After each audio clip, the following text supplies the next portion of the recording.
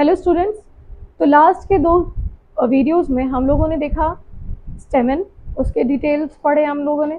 उसके बाद माइक्रोस्पोरेंजियम को देखा, कैसे अंदर में लेयर्स होते हैं, 4 लेयर्स होते हैं, चारों लेयर्स के बारे में हम लोग बहुत सारा डिटेलिंग किए। उसके फ़ायदा नुकसान सब चीज़ देख लिए। और फिर देखे कि पॉलन ग्रेन जो है वो माइक्रोस्पोरेंजियम में रहता है। पॉलन ग्रेन कैसे बनता है वो भी देख लिए, माइक्रोस्पोरोजेनेसिस। उसके बाद आज की क्लास में हम लोग सिर्फ और सिर्फ पॉलन ग्रेन को समझेंगे, क्योंकि अगर पॉलन ग्रेन समझ में आ जाएगा तो फिर आने वाला टॉपिक डबल फर्टिलाइजेशन भी क्लियरली समझ में आ जाएगा। क्योंकि डबल फर्टिलाइजेशन जो है वो बहुत ज़्यादा क्रूशल टॉपिक है और बहुत बहुत ज़्यादा फ्रीक्वेंटली क्वेश्चन उससे आते ही आते हैं। उसको समझना है तो पॉलन ग्रेन के अंदर क्या होता है, उसके लेयर्स क्या होते हैं, उसके न्यूक्लियस क्या होते हैं, सारे चीज़ों को अच्छे से समझना होगा। तो आज की क्लास में हम लोग पॉलन ग्रेन को समझेंगे। तो सबसे पहले तो इसके बारे में जानते हैं। पहला पॉइंट क्या है कि it is a spherical structure. It is a spherical shaped structure.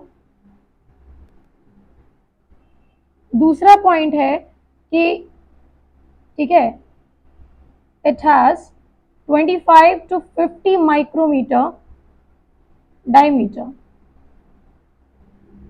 इसका डायमीटर कितना होता है तो 25 से 50 माइक्रोमीटर तक होता है, जो कि बहुत छोटा है, लेकिन ये ओव्यूल से भी छोटा होता है। ओव्यूल से भी ये क्या होता है, छोटा होता है। It has 2 wall. Pollen grain के 2 वॉल होते हैं। ठीक है, दोनों वॉल का नाम देखते हैं और फिर उनका डिफरेंस करते हैं।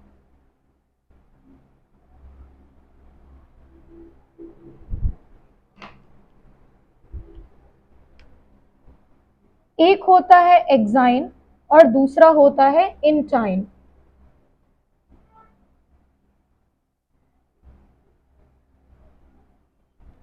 एक्साइन जो होता है ये हार्ड लेयर होता है, ये सॉफ्ट या कह सकते हो लेस हार्ड लेयर होता है।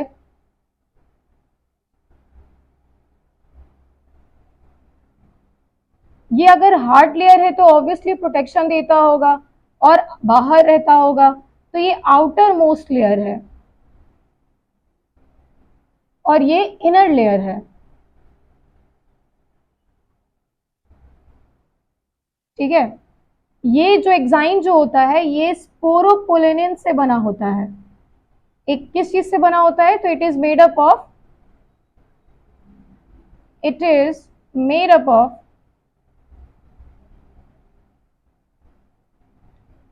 स्पोरोपोलेनिन।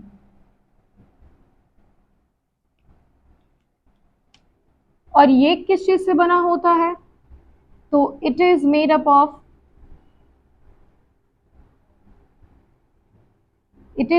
ऑफ सेल्यूलोज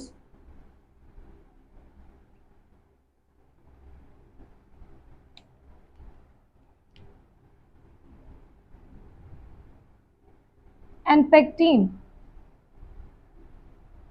ये सब मटेरियल है।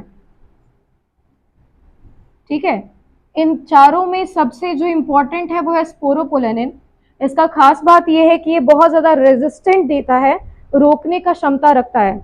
जैसे कि बहुत ही हार्ड इन्वायरमेंट में भी ये क्या कर पाएगा, प्रोटेक्शन दे पाएगा इन्वायरमेंट को। कहते हैं ना कि पॉलन ग्रेन जो है वो 2000 साल तक भी रह सकता है, सरवाइव कर सकता है, और उसके बाद भी ये काम आ सकता है अगर इसको जर्मिनेशन के सारे चीजें जैसे कि सनलाइट, सॉइल, वाटर मिल जाए। अब क्या है कि स्पोरोपोलेनिन जो है ये सबसे बाहरी लेयर को बनाने में काम करता है, इसलिए ये सबसे ज्यादा प्रोटेक्शन देता है किसको, पॉलन ग्रेन को। उसके बाद हम लोग देखेंगे कि पॉलन ग्रेन जो है, पॉलन ग्रेन में 2 सेल होते हैं। ठीक है, पॉलन ग्रेन हैव 2 सेल।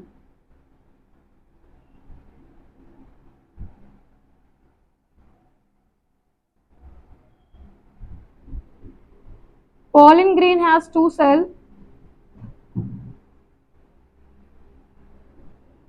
एक सेल का नाम है वेजिटेटिव सेल्स और दूसरा सेल का नाम है जेनरेटिव सेल।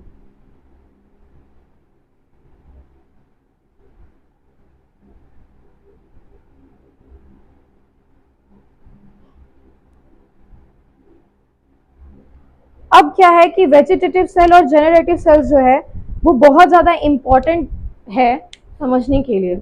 यहाँ तक तो हर बच्चा समझ ही जाता है, पूछा उतना जाता नहीं है, लेकिन जेनरेटिव सेल और वेजिटेटिव सेल्स में क्या डिफरेंस है वो देखते हैं, और वो देखने के क्रम में हम लोगों को समझ में आ जाएगा कि ये डबल फर्टिलाइजेशन से कैसे रिलेटेड।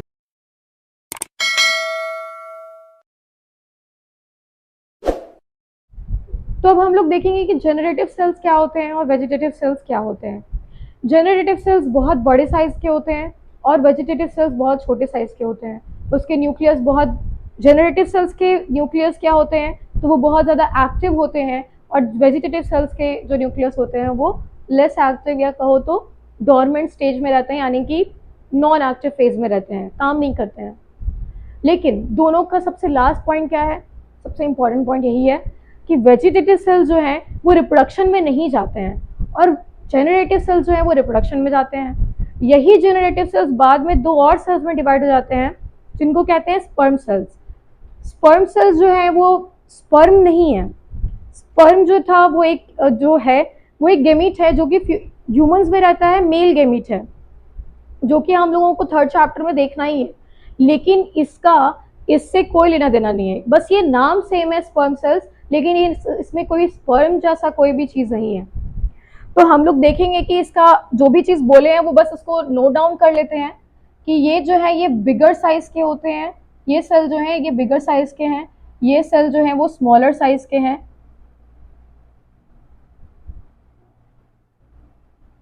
ये जो है इसका जो न्यूक्लियस होता है वो एक्टिव नहीं रहता है, नॉन एक्टिव या डोरमेंट लिख सकते हैं सीधा। डोरमेंट का मतलब हो गया सोया हुआ। इसका जो न्यूक्लियस रहता है वो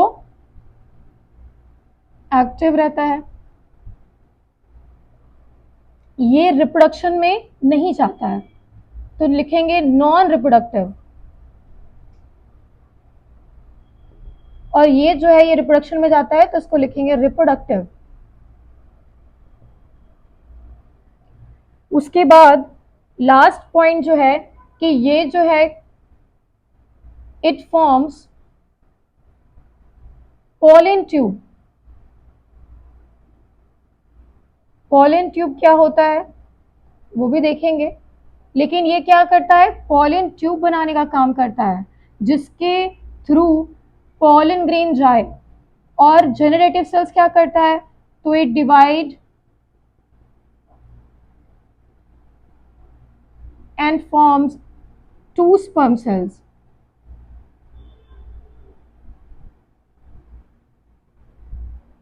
It divide two sperms, ठीक है, it divide into, yeah, it forms two sperm cells which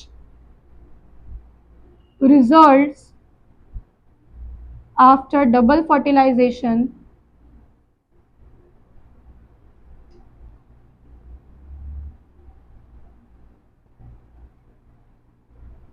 the formation of embryo and endosperm. Embryo क्या है, तो ये प्लांट का बच्चा है मेन चीज, और एंडोस्पर्म क्या है, तो ये एक ऐसा पार्ट होता है जो कि क्या करता है, न्यूट्रिशन देता है एम्ब्रियो को। जब तक कि प्लांट नहीं बन जाता है, फोटोसिंथेसिस नहीं स्टार्ट हो जाता है, तब तक उसको न्यूट्रिशन चाहिए। तो एंडोस्पर्म जो है वो एम्ब्रियो को क्या करता है, न्यूट्रिशन देता है। तो हम लोग देखें कि जेनरेटिव सेल जो है वो तो दो बहुत बड़े इंपॉर्टेंट चीजों को बनाने में काम आ रहा है, लेकिन वेजिटेटिव सेल्स काम नहीं आ रहे। अभी जल्दी से हम लोग क्या करते हैं कि एक डायग्राम बनाते हैं पॉलन ग्रेन का। ये सभी चीजें जो हम लोग आज पढ़े वो उसमें जल्दी से देख लेते हैं। तो पॉलन ग्रेन होता है स्फेरिकल, तो स्फेयर बना लिए। इसका डायमीटर जो भी हो, अभी वो तो नहीं बना सकते हम लोग, लेकिन इसके दो लेयर हैं, दो वॉल हैं, उसको हम लोग बना लेंगे।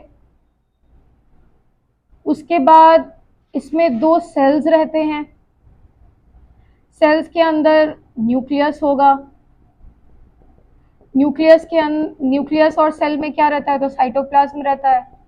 वैसे ही इधर भी एक सेल है, इसमें भी न्यूक्लियस होगा, कोई शेप नहीं होता इन लोग का न्यूक्लियस का, इरेगुलर होता है।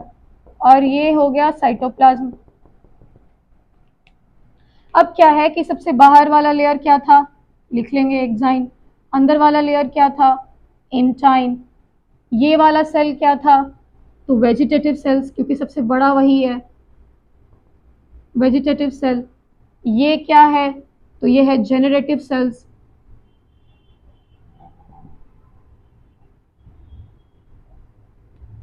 ठीक है, और भी कुछ छूट रहा है, नहीं।